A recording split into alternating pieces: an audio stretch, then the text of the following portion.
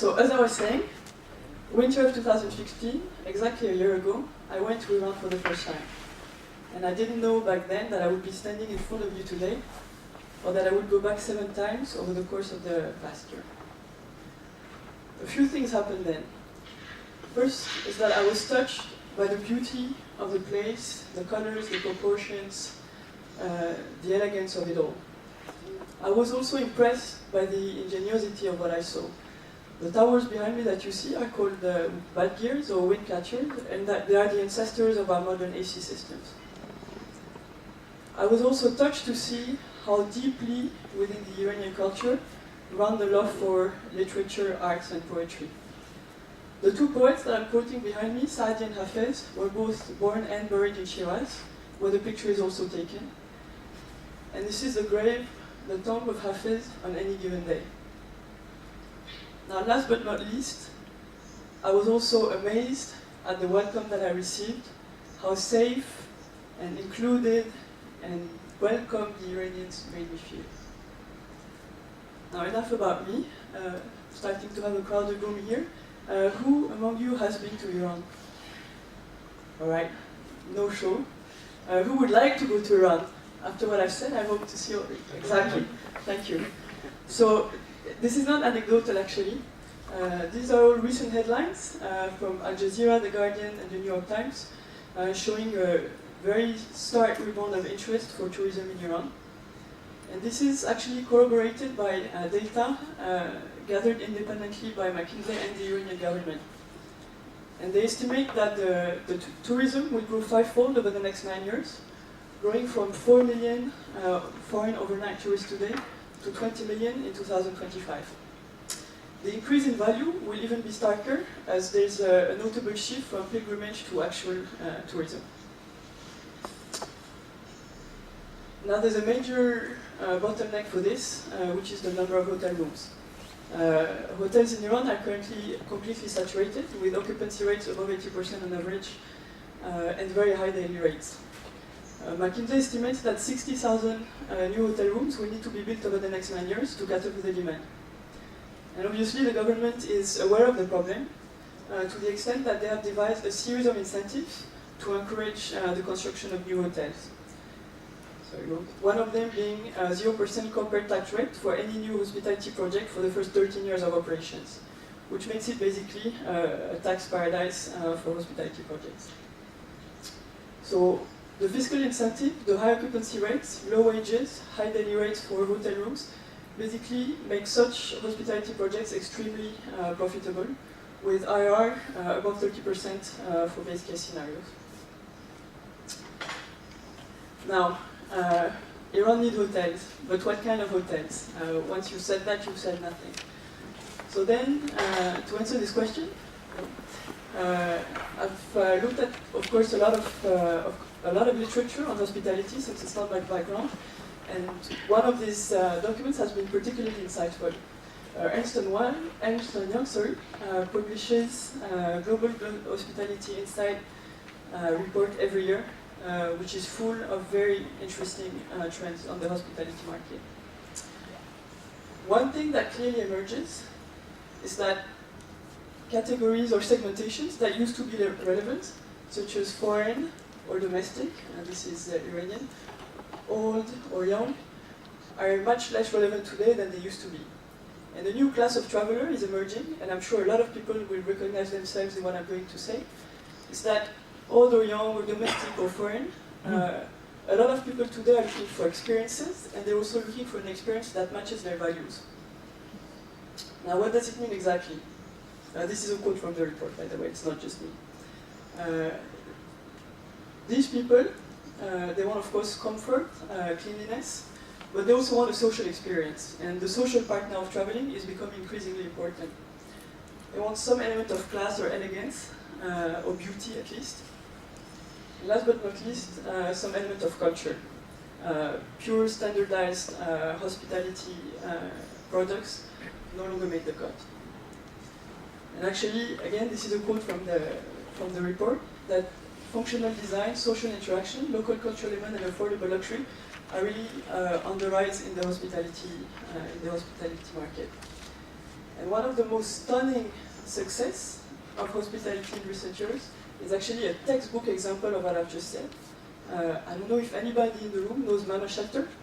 It's an affordable boutique hotel brand that was launched 2 years ago in France, but they now have 6 locations, actually 8, in 5 different countries. And it's exactly that. So very strong branding, social spaces which generate extra revenues, a very streamlined but designed rooms with a lot of opportunities for price discrimination, because contrary to most hotels, they don't have 1 or 2 room categories but 6. So in terms of revenue management, this is extremely positive. And very social and interactive common spaces where locals and travelers can mix. Now, knowing all this, let's go back to our tourists. Myself a year ago, yourself hopefully when you go to Iran. What are your choices today? Well, you have the choice between small local hotels and major standard international chains. Now, none of this is extremely enticing. I'm happy to share horror stories about small local hotels in the Q&A, but this is really not a good option today in Iran. And standard international chains, well, I mean, they're catering mostly to business travelers in Tehran. And again, going back to the values and the lifestyle, they don't really respond to the demand. Obviously, now tourists, where do they go? I'm here to argue that hopefully they will come to the hotel chains that we're launching. So, won't go too much in details here because you've understood the concept from what I've described, Mama Shelter being an example of where we want to go. But we're targeting properties between 30 and 60 keys in the lifestyle but affordable luxury category with a focus on the guest experience. Now this is more now than pure wishful thinking. A lot of things have happened in the past year. Extremely helpful interactions with the INSEAD community, and I'll come back to this later. But also meeting with the founding investor with a commitment for $8 million US for first project in Tehran, for which we've already signed MOUs. So now in terms of deployment, we're looking at 3 cities, the Greenfield project in Tehran and Brownfield projects in Isfahan and Shiraz. And by brownfield, I mean acquisitions of existing hotel and rebranding, whereas Tehran would be a construction from an existing building. Now, of course, I won't surprise anyone by saying that the project involves risks. 3 main, I believe. First of them is geopolitical risk, conflict, either domestic or regional. Second is currency. Third is operational. I'm happy to answer questions about mitigation strategies for the last 2 ones, but I'll answer the obvious ones about geopolitical right now. Obviously, you can't mitigate it completely. You have, I mean, project is based on the assumption that tourism will grow, but especially foreign tourism. But should it not grow, I'd like to remind some facts about Iran. First, Iranians travel domestically 6 times more than Westerners on average. So hotels are routinely packed with domestic travelers. Second, Iran is actually a much richer country than people tend to think. 56% of households earn more than 20,000 USD a year. On a country of 80 million people, that's actually a huge consumer class. And actually, the proportion of Iranians considered to be part of the consumer class is twice the proportion of Brazil or China.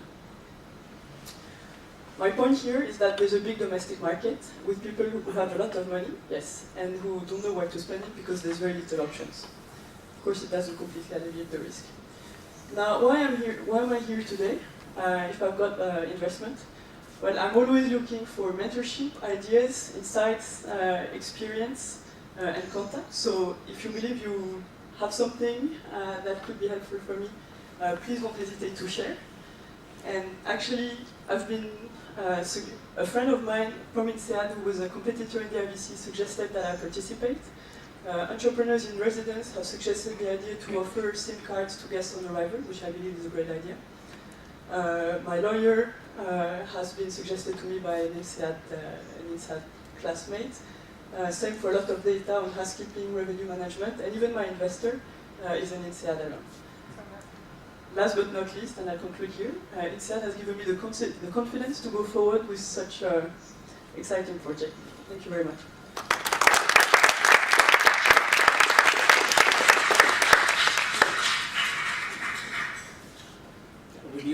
Will Singapore go ahead with the first question, please? How will you market? How will I market? You can start off quite small. It was in one hotel. You know, Iran itself needs a bit of a sell, I guess, for the time being. And you will start with just one hotel and this get an enormous amount of money. So how will you market and get people to come to your one hotel in the middle of Iran? If you answer Europe, Tehran is not exactly the middle of Iran. I mean, it's a 10 million megalopolis with completely packed hotels and actually a huge shortage in hotel rooms. So that's one thing. Second, Iranian hotels are very poorly marketed today. They're not visible on international platforms. There is an equivalent of Booking.com in Iran, which is actually led by INSEAD, who's given me access to all this data. So that's been extremely helpful, and that also will be a very easy channel for go-to-market strategies. There's potential partnerships with OTAs, the equivalent of Booking and others. But I think the first thing you have to do is to offer a great product. Because in the end, TripAdvisor is the ultimate judge here. And so finally offering tourists in Iran what they want, I think will be the best marketing strategy. Given it's a venture competition, my question is more fundamental. Is this a asset play or is this an operating company play? Because as an investor, there are two different classes of investor, and most people, for 8 million, I'm assuming you're buying land and a building. But as you think of building a brand around what you're doing, what is the strategy you're thinking about? So it's a very interesting question, and it's a discussion I've had with my investor. I'm not looking to make a quick buck, and neither is he, so this is more of a long-term plan. And it will be a mixed asset strategy. So the first asset in Tehran that I mentioned, the amount of money that I mentioned, yes, it includes the acquisition of a real estate asset. But this is more from an opportunistic point of view because it's an amazing deal. In Isfahan and Shiraz, it's acquisition of existing hotels. But then once the proof of concept is done, and the same with Mamashef actually, which was acquired by Accor, then you can franchise or you can transform your model into an operating exploitation company to go with other hotels. But first, it's asset-based. Also because it's a double play on the real estate market and the hospitality market. Quick question, how you will sustain on the long run when the market will be crowded with much more brand and hotels? Well, I hope the market will be crowded. That would be a good indication that people are seeing the same thing. I think it's not yet there. A lot of people, you'd be surprised actually at how much enthusiasm the idea generates, because a lot of people are looking at the Iranian hospitality market. If you go to Dubai, if you're in Asia as well. But I don't believe that we're yet in a situation where it's going to be crowded. Still, 60,000 hotel rooms in a geopolitically unstable country are not going to be built over the next decade. So the shortage will remain. Now, and I've discussed with entrepreneurs and residents at INSEAD who've done amazing work in creating new hotel brands. If you really care about your customer and you really care about the customer journey, from the booking to the check-in to the experience to the food and beverage, that's why I was mentioning the SIM cards and all this. I think you've got the high ground on a market like this. My question is very simple. You have not covered, I think, one risk, your own risk. So you love the place, that's great. But living and doing business is very different. And what happens if you decide to leave the place for 1 year and you are the core to the team? That's in the end, the idea is to build a self-sustaining business. So to build a team. I don't see myself running a hotel or even 3 hotels or 5 or 10 for the rest of my life. So at some point, you build a business that works by itself. You hire the right people. In the end, I love the Middle East. I speak Arabic. I'm learning Persian, so I will never be very far. If I'm not in Iran, I'll be in Dubai. I'll be in Jordan. I'll be in the region anyway. And this is why my risk is very limited, because it's not a 1-year story with the Middle East. It's a 10-year story. So I have some level of confidence that it's not just a fluke. So, just only 4 seconds left. Oh, sorry, it's only Other questions? yeah, cut. Thank you very much. Thanks.